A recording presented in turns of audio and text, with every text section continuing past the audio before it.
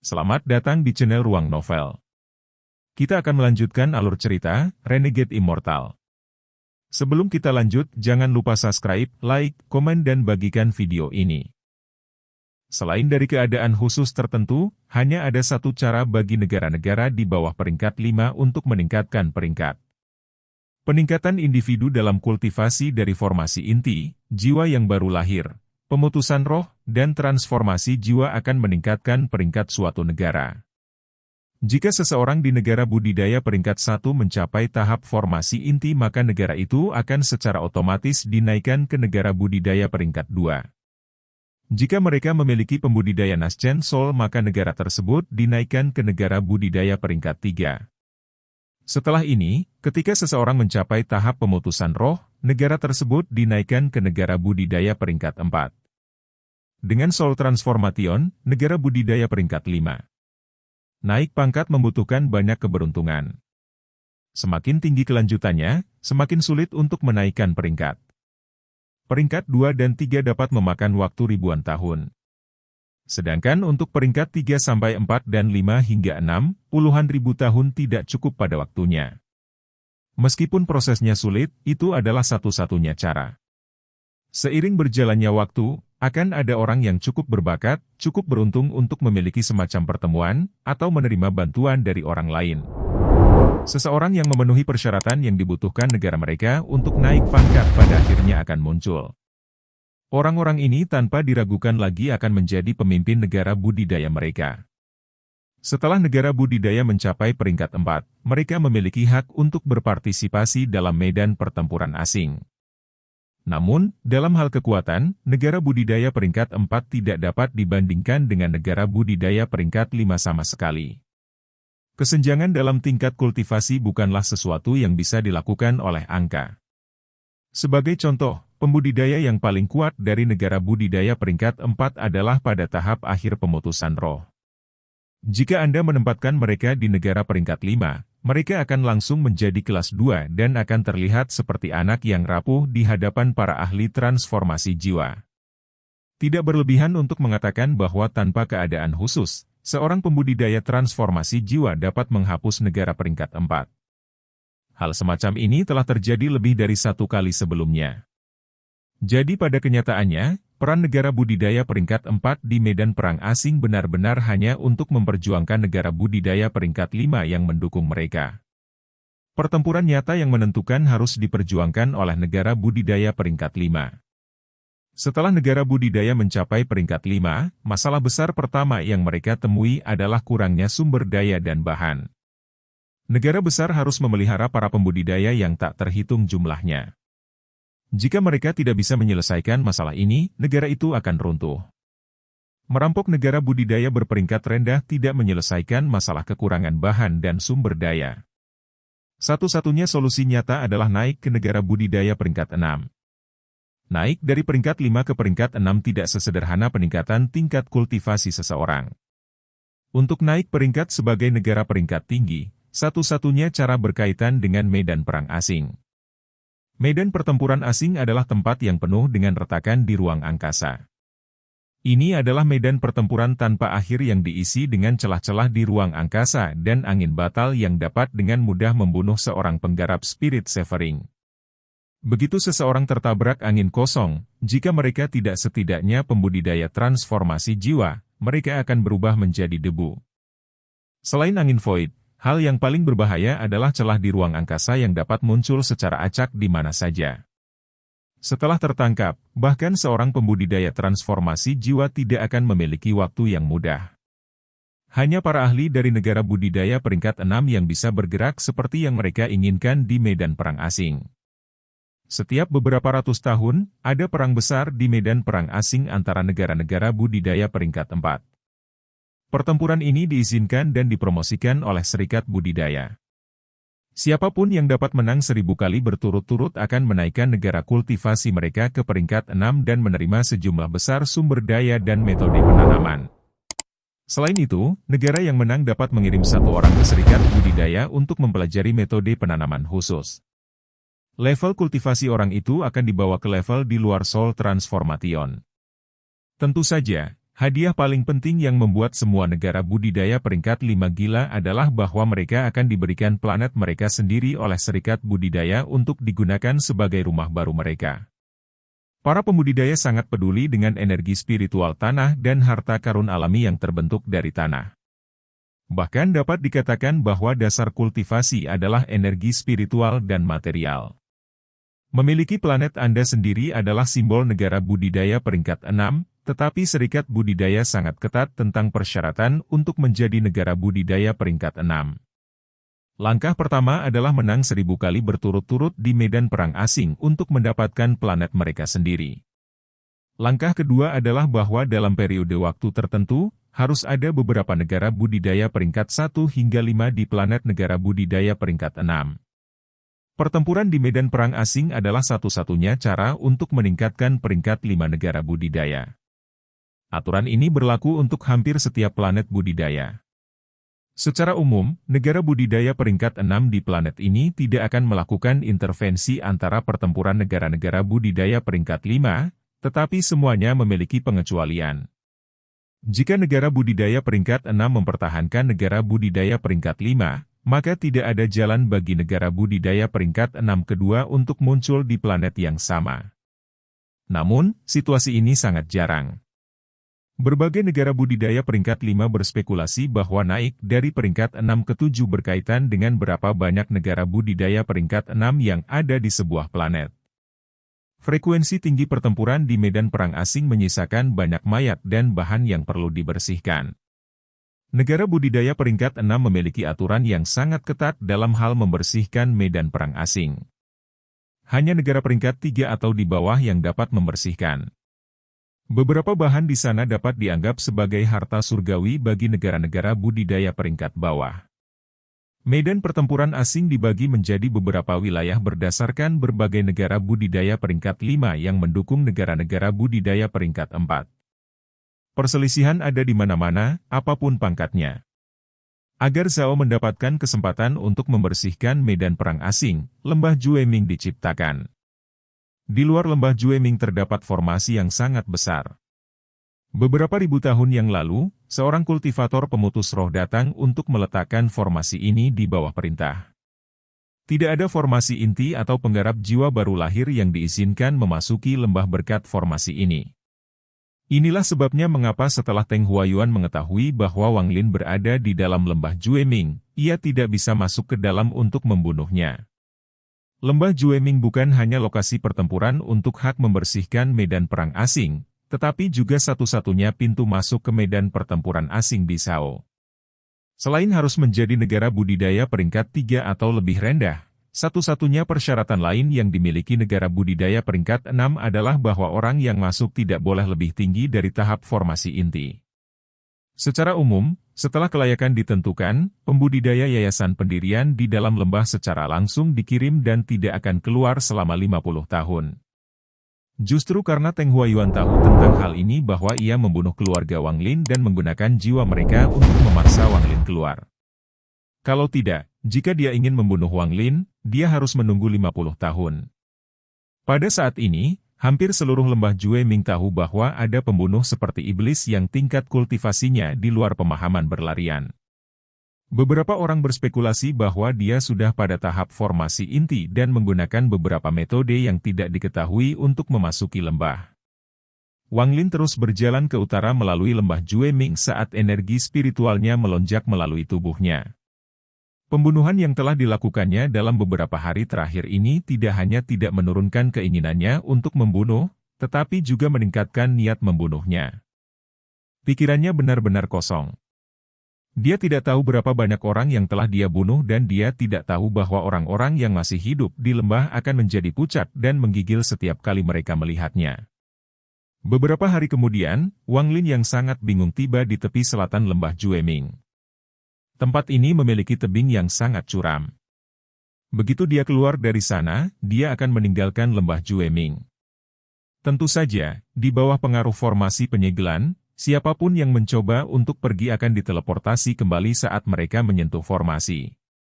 Dalam beberapa hari terakhir ini, setiap kali Wang Lin memikirkan orang tuanya, hatinya akan sakit. Sangat sakit sampai dia ingin merobek dadanya. Sangat menyakitkan sehingga kadang-kadang dia batuk beberapa suap darah.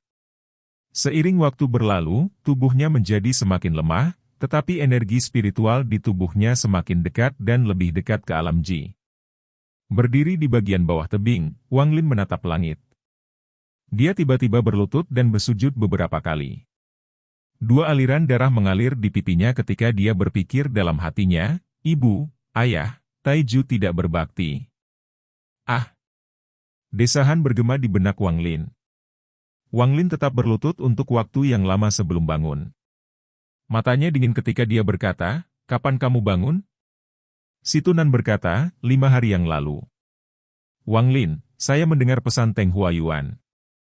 Bendera jiwa itu adalah bendera level Naschen Soul yang dapat menyegel jiwa. Selama jiwa-jiwa masih utuh, ada cara untuk menghidupkannya kembali." Wang Lin merenung sejenak lalu mengangguk. "Teng Huayuan itu membunuh keluargamu karena dia takut kau akan lari, jadi dia memaksamu untuk muncul. Wang Lin, aku tidak punya banyak esensi yang tersisa, hanya cukup bagimu untuk berpindah 3 kali lagi. Anda harus menggunakannya dengan bijak. Saya akan terus tidur, tapi saya sarankan Anda pergi ke medan perang asing. Sesampai di sana, pemulihan saya akan jauh lebih cepat." Suara si Tunan menjadi lebih lembut dan lebih lembut sampai menghilang. Kepala Wang Lin tiba-tiba menjadi lebih jelas dari sebelumnya. Dia mengerutkan kening dan bergumam pada dirinya sendiri, 3 kali. Dalam 3 bulan terakhir, sekte setan dan ortodoks telah bertarung satu sama lain berkali-kali. Setiap kali kedua sisi melihat Wang Lin, mereka akan berhenti berkelahi dan akan membuka jalan. Setelah Wang Lin pergi, mereka akan terus bertempur. Setelah Wang Lin memberikan persembahan kepada orang tuanya, dia tidak lagi bingung. Dia menemukan sebuah tebing, menggali gua, duduk di dalam, dan mulai berpikir. Pertama adalah energi spiritual di tubuhnya. Meskipun energi spiritualnya memiliki kekuatan untuk membeku sebelumnya, itu jauh dari kekuatan yang ditampilkan sekarang. Poin ini sangat membingungkan Wang Lin dan bahkan si Tunan tidak bisa mengetahui alasannya. Ini menunjukkan bahwa alam Ji, Dao, dan Si telah sepenuhnya menghilang dari negara-negara budidaya peringkat 6. Peningkatan kekuatan spiritual yang tiba-tiba dalam kekuatan ini membuat Wang Lin sedikit lebih percaya diri. Dia merasakan energi spiritual di tubuhnya dan tiba-tiba merasa sangat aneh. Sepertinya ada sesuatu yang ekstra dalam energi spiritualnya. Seolah-olah ada beberapa substansi misterius di dalam energi spiritualnya dan karena substansi inilah kekuatan energi spiritualnya telah meningkat pesat. Sebelumnya, dia tidak menyadari hal ini karena tidak ada banyak zat di dalam tubuhnya, tetapi jumlah zat itu telah meningkat. Saat pikiran itu muncul, itu mulai berkembang tak terkendali. Wang Lin sedikit mengerutkan kening dan berkonsentrasi pada tubuhnya saat dia memindahkan energi spiritualnya. Dia mulai di dantiannya, kemudian melalui tubuhnya, kemudian kembali ke dantiannya. Saat dia memeriksanya, Wang Lin secara bertahap menemukan beberapa petunjuk. Energi spiritualnya sekarang biru tua, namun, itu bukan warna sejati energi spiritual. Itu karena beberapa benang biru gelap. Sebagian besar utas ini adalah penyebab dari perubahan energi spiritualnya. Wang Lin melambaikan tangan kanannya dan energi spiritual keluar. Energi spiritual berkumpul menjadi bola es dan di dalamnya ada benang biru gelap yang tak terhitung jumlahnya. Setelah merenung sejenak, Wang Lin mengulurkan tangan dan meraih udara dengan ekspresi serius. Bola es mulai menyusut. Setiap kali menyusut, banyak keringat muncul di dahi Wang Lin. Sama seperti bola es menyusut menjadi sepertiga dari ukuran aslinya, beberapa utasnya runtuh. Segera, lebih banyak benang runtuh seolah-olah mereka tidak bisa menangani tekanan. Wang Lin mengerutkan kening. Dia mengirimkan gelombang energi spiritual lain untuk menggantikan benang biru gelap sambil terus memurnikannya. Seiring berjalannya waktu, Wang Lin telah mengirimkan beberapa gelombang energi spiritual, tetapi setiap kali, hanya sejumlah kecil dari benang biru gelap yang tersisa. Di bawah suntikan energi spiritual yang berkelanjutan, tingkat di mana benang biru gelap menghilang tidak bisa menyamai kecepatan yang menggantikan Wang Lin. Akhirnya, setelah beberapa jam, pemurnian selesai. Meskipun Wang Lin lelah, matanya bersinar. Bola es itu menyusut menjadi seukuran sebutir beras dan warnanya berubah dari biru tua menjadi cian. Butiran es cian ini seluruhnya terdiri dari benang biru gelap. Itu memancarkan aura berbahaya. Mata Wang Lin menyala saat dia mengambil biji-bijian dan meninggalkan gua. Dia berhenti sejenak di udara, lalu dengan cepat terbang menuju hutan terdekat. Berdiri di luar hutan, ia melambaikan tangannya dan gandum menabrak pohon di dekatnya. Pada saat yang sama, ada cahaya samar cian dan pohon berubah menjadi es. Riak biru gelap muncul. Ekspresi Wang Lin tiba-tiba berubah dan dia mundur. Dalam hampir sekejap mata, segala sesuatu dalam radius 300 meter berubah menjadi dunia biru. Dalam radius 300 meter, tidak peduli apakah itu pohon, hewan, bunga, serangga, atau serangga yang berada di bawah tanah, pada dasarnya semua makhluk hidup dalam radius 300 meter mati. Bahkan Wang Lin sendiri dipukul oleh cahaya biru. Itu menyebabkan tubuhnya menjadi kaku, seolah-olah gelombang energi dingin memasuki tubuhnya. Adalah hal yang baik bahwa energinya sama dengan energi spiritual di tubuhnya. Setelah diserap olehnya, ia memulihkan mobilitasnya. Dipenuhi dengan ketidakpastian, dia melihat ke pusat ledakan. Dia tidak yakin apakah dia masih akan baik-baik saja jika dia berada di pusat ledakan itu. Harus dikatakan bahwa biji cian disempurnakan olehnya hanya menggunakan benang biru gelap di tubuhnya. Tidak ada yang seperti itu. Wang Lin bergumam pada dirinya sendiri, biji cian ini adalah harta sihir terbaik yang saya miliki. Setelah dia berdiri di sana sebentar, dia berbalik dan pergi. Setelah dia kembali ke gua, dia pernah menentang menginvestasikan banyak waktu untuk mendapatkan biji cian lagi. Menatap butir kecil, Wang Lin menghela nafas dan menyimpannya. Membuatnya sudah menghabiskan banyak energi spiritual. Sepertinya dia agak terlalu lemah setelah membuat dua. Meskipun bulirnya sangat kuat, menghasilkannya membutuhkan terlalu banyak energi spiritual. Wang Lin dengan masam tersenyum ketika dia mengeluarkan cairan spiritual dan meminumnya untuk pulih.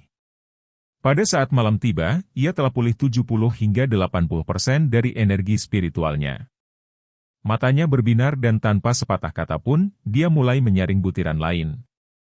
3 hari kemudian, 3 butir beras melayang di hadapan Wang Lin. Ekspresinya sangat serius. 3 sepertinya adalah batasannya.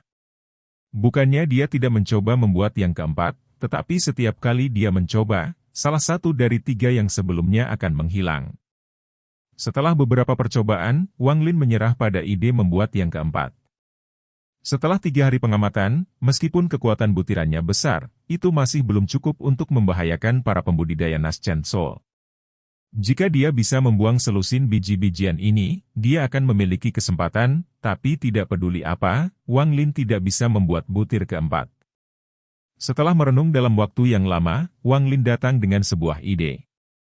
Jika dia bisa menggabungkan ketiga menjadi satu, maka kekuatannya akan meningkat dengan pasti, dan karena dia hanya akan memiliki 3, maka dia harus dapat membuat lebih banyak.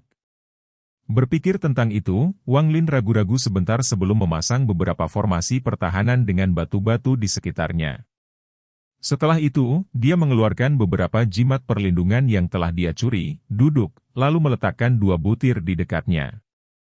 Hati Wang Lin akan keluar dari tenggorokannya saat dia bersiap untuk melarikan diri setiap saat. Perlahan, kedua butir itu bersentuhan. Wang Lin melihat ilusi. Seolah-olah waktu telah berhenti saat kedua butir bersentuhan. Tapi tak lama setelah itu, kedua butiran menyatu menjadi satu tanpa suara. Biji-bijian baru tidak memiliki perubahan selain warnanya menjadi lebih gelap. Wang Lin kaget. Setelah merenung sebentar, ia menyatukan biji-bijian baru dengan sisa biji-bijian. Ketika 2 butir menyentuh, ada kilatan cahaya cian. Ekspresi Wang Lin tiba-tiba berubah dan dia menggunakan salah satu dari sedikit teleport yang dia tinggalkan untuk menghilang dari ruangan. Saat dia menghilang, cahaya cian meluas dan segala sesuatu dalam radius 1 kilometer berubah menjadi dunia es. Wang Lin muncul 1 kilometer jauhnya. Meskipun dia berada di luar cahaya cian, dia masih bisa merasakan dingin masuk melalui kakinya. Melihat segala sesuatu di depannya, Wang Lin mulai merenung. Meskipun dia harus membuang teleportasi, itu sepadan. Tampaknya sekering 2 butir adalah batasnya. Ketika dia mencoba yang ketiga, itu akan segera meledak. Dia jelas tidak bisa menggunakan gua itu lagi. Wang Lin tersenyum pahit ketika dia menemukan tempat lain dan menggali gua besar. Menggunakan waktu beberapa hari, Wang Lin mengisi kembali persediaan biji-bijiannya lagi. Dia dengan mudah mengendalikan mereka untuk bergabung bersama dan akhirnya berhasil membuat butir keempat. Ini mengkonfirmasi hipotesis sebelumnya bahwa 3 butir adalah nilai maksimal, tetapi jika mereka menyatu menjadi satu, maka itu hanya dihitung sebagai satu. Butir ketiga dan keempat menyatu bersama. Kemudian, Wang Lin dengan hati-hati memasukkan ketiga butir itu ke dalam tasnya. 2 dari mereka memiliki warna yang lebih gelap daripada salah satunya. Setelah memilah-milah semua biji-bijian, lebih dari sebulan telah berlalu. Itu dekat dengan waktu di mana lembah Jueming akan terbuka. Wang Lin duduk bersila di atas tanah. Setelah berkultivasi sebentar, dia membuka matanya dan memuntahkan lampu hijau. Pedang hijau kecil itu bersenandung saat berputar di sekitar Wang Lin, hampir seolah-olah memiliki kecerdasan. Wang Lin mengangkat tangannya dan pedang mendarat di telapak tangannya.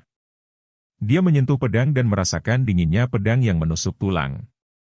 Pedang hijau kecil adalah darah yang disempurnakan olehnya, jadi ketika energi spiritualnya berubah, itu menyebabkan pedang terbang itu juga mendapatkan atribut Ji. Saat dia hendak menggunakan energi spiritualnya yang berubah untuk memperbaiki pedang, dia tiba-tiba berhenti. Dia segera memperhatikan lebih dari 100 lampu pedang terbang ke arahnya. Sepertinya mereka semua mengejar satu orang. Wajah Wang Lin menjadi sedingin es ketika dia bergumam, itu orang itu. Ketika dia berjalan keluar dari gua, Wang Lin dengan dingin melihat sekeliling dan melihat sekitar 100 orang terbagi menjadi 5 kelompok. Mereka mengelilingi seorang pria muda. Seorang pria parubaya keluar dari kerumunan orang. Dia menggenggam tangannya dan berkata, "Saudara junior Li Shan, Xuan Dao sekte Anda sudah memiliki tanda. Mengapa Anda membutuhkan begitu banyak? Jika Anda menyerahkannya, kami tidak akan merepotkan Anda lagi." Di antara murid-murid lembah Wu Feng, seorang murid mendengus dan berkata, "Li Shan, serahkan token atau Anda pasti akan mati." Orang yang mereka dikelilingi adalah Li Shan, seseorang yang Wang Lin temui kembali di Hangyu Sekte. Dia ada di sini untuk mewakili Sekte Xuan Dao dan merupakan satu-satunya murid Qi kondensasi dari Sekte Xuan Dao. Lembah Jueming hanya memiliki batas atas dan bukan batas bawah pada siapa yang bisa masuk, sehingga bahkan seorang murid Qi kondensasi diizinkan masuk. Kebanyakan sekte tidak akan mengirim murid Qi kondensation. Li Shan bisa datang karena dia pandai membuat pil sihir palsu dan dia adalah ahli serangan menyelinap. Dengan kemampuan ini, Punanzi melanggar aturan dan membiarkannya pergi. Punanzi juga memberinya harta ajaib yang membuatnya jadi orang tidak akan bisa mendeteksinya. Kelemahan dari harta ini adalah semakin dia menggunakannya, semakin tidak efektif jadinya. Li Shan benar-benar memiliki beberapa keterampilan. Berkat perlindungan rekan-rekan muridnya, dia bisa mencuri beberapa hal selama pertempuran, termasuk 2 token. Menambahkan token yang sudah dimiliki Sekte Xuan Dao, mereka sekarang memegang 3 token. Sekte yang kehilangan token mereka menyerang tanpa henti dengan harapan mengambil satu kembali, itulah sebabnya ada begitu banyak pertempuran sebelumnya. Tetapi itu juga karena Li Shan terlalu serakah. Setelah dia memasuki lembah Jueming, setiap kali dia melihat seseorang, dia akan menggunakan harta itu untuk menyembunyikan kehadirannya dan mencuri sesuatu. Saat ia semakin sering menggunakannya, harta sihir itu secara bertahap kehilangan efeknya, dan ketika ia mencuri token keempat, harta sihir itu benar-benar kehilangan efeknya. Dia ditemukan, tetapi para murid Xuan Dao Sekte bereaksi cukup cepat untuk menyelamatkan hidupnya. Berita itu menyebar dan semua sekte yang kehilangan token berhenti berkelahi dan bergegas menuju tempat pertemuan Sekte Xuan Dao. Para murid Xuan Dao Sekte terjebak di sana, jadi dia diam-diam melarikan diri menggunakan terowongan yang telah digali sebelumnya. Namun, apa yang tidak dia duga adalah ditemukan dan dipaksa melarikan diri begitu dia keluar dari terowongan. Dia hanya berlari beberapa langkah ketika dia berbalik dan melihat lebih dari 100 lampu pedang mengejarnya. Dia hampir jatuh ke tanah karena masing-masing dari mereka berada di tahap yayasan pendirian. Dan beginilah situasinya dimainkan. Lishan berlutut dan melemparkan 2 token ke tanah tanpa ragu-ragu. Lingkungan sekitar tiba-tiba menjadi sunyi. 2 sekte yang kehilangan token mereka memiliki beberapa orang menyerbu, tapi bagaimana mungkin sekte lain membiarkan mereka mengambil token kembali? Jadi, mereka mengirim orang untuk menghentikan mereka. Mata Wang Lin menyala saat dia menatap 2 token di tanah. Dia bergerak cepat menuju token. Seseorang memperhatikan dia datang dan pergi untuk menghentikannya, tetapi Wang Lin mengaktifkan teknik gaya tariknya dan membuang orang itu. Sama seperti itu, setelah beberapa langkah, Wang Lin hampir di token. Kedua kelompok yang bertempur akhirnya memperhatikan Wang Lin. Orang-orang yang diberitahu tentang kejadian di lembah Jueming mengakui Wang Lin. Mereka semua diam-diam mengeluh, tetapi berhenti dan tidak berani bergerak maju. Namun, masih ada beberapa pembudidaya yang hanya mendengar tentang Wang Lin tetapi tidak pernah melihatnya, sehingga mereka maju tanpa ragu-ragu. Mata Wang Lin menyala dan pedang kecil hijau tiba-tiba muncul dan mulai berkedip. Setiap kali pedang menyala, seorang pembudidaya akan membeku dalam es dan akan mati di tempat. Wang Lin diam-diam menghela nafas. Dia telah memperhatikan beberapa hari bahwa ada yang salah dengan pedang terbang itu. Sejak energi spiritualnya berubah, lebih sulit untuk membuat pedang itu bergerak sesuai keinginannya, namun, dia hanya perlu lebih berkonsentrasi pada mengendalikan pedang dan dia tidak akan memiliki masalah lagi. Dengan kekuatan energi spiritual Ji-Realm, tidak ada penggarap yayasan pendirian yang bisa menghalangi jalannya. Bahkan harta sihir yang diberikan orang tua mereka semua jatuh ke energi spiritual Ji-Realmnya. Harus dikatakan bahwa untuk seorang pembudidaya Ji-Realm, senjata terbaik mereka adalah Ji-Realm mereka. Wang Lin berjalan 5 langkah lagi. Untuk setiap langkah, beberapa orang mati karena pedang terbang. Perlahan-lahan, semakin sedikit orang di sekitarnya karena kebanyakan dari mereka dengan cepat mundur, tidak berani bergerak maju. Wang Lin dengan mudah tiba sebelum Lishan. Lishan sangat takut sehingga dia bahkan tidak berani mengangkat kepalanya. Tangan kanan Wang Lin mengulurkan tangan dan meraih 2 token. Dia merenung sebentar, lalu memasukkan kedua token itu ke dalam tasnya. Ketika pandangannya yang dingin menyapu semua orang, dia berkata, "Serahkan semua tokenmu, atau mati." Lishan, yang sedang berbaring di tanah, memperhatikan bahwa suara itu familiar, jadi dia memberanikan diri untuk mengangkat kepalanya. Tiba-tiba, dia merasa seperti disambar petir dan berkata, "Kamu." Wang Lin. Wang Lin menatap Lishan. Lishan sangat ketakutan sehingga dia menggigil dan segera tutup mulut, tetapi ada badai di hatinya. Harus dikatakan bahwa nama Wang Lin sangat terkenal di sekte Xuandao. Wang Lin, yang tiba seperti badai dalam pertukaran antara sekte Hengyu dan sekte Xuandao, adalah tujuan dari banyak murid inti dari sekte Xuandao. Dia juga orang yang paling ingin dilewati oleh Lishan, bahkan dalam mimpinya, terutama setelah insiden dengan bom bau. Kehidupan Lishan sulit setelah kejadian itu. Selama waktu itu, Lishan mengutuk Wang Lin setiap hari. Namun meski begitu, dia masih percaya bahwa akan ada hari ketika dia akan melampaui Wang Lin, dan setelah dia mencapai lapisan ke-14 Qi kondensasi, pikiran ini menjadi semakin tertanam dalam benaknya. Tetapi sekarang dia tercengang ketika dia mengetahui bahwa perbedaan di antara mereka seperti perbedaan antara langit dan bumi. Itu baru beberapa tahun dan Wang Lin sudah memiliki kemampuan untuk dengan mudah membunuh para pembangun yayasan. Di mata Lishan, kemajuan Wang Lin terlalu menakjubkan. Setelah mendengar kata-kata Wang Lin, orang-orang di sekitarnya tidak bisa membantu tetapi mengingat reputasi Wang Lin di lembah Jueming dan bagaimana ia dengan mudah membunuh semua pembudidaya yayasan pendirian tadi. Hati mereka menjadi dingin. Setelah waktu yang lama, seorang pemuda berpakaian putih menghela nafas. Dia menatap Wang Lin dengan dalam dan bertanya, "Rekan kultivator, dapatkah Anda memberitahu saya apa tingkat kultivasi Anda?" Wang Lin dengan jelas berkata, "Pendirian yayasan."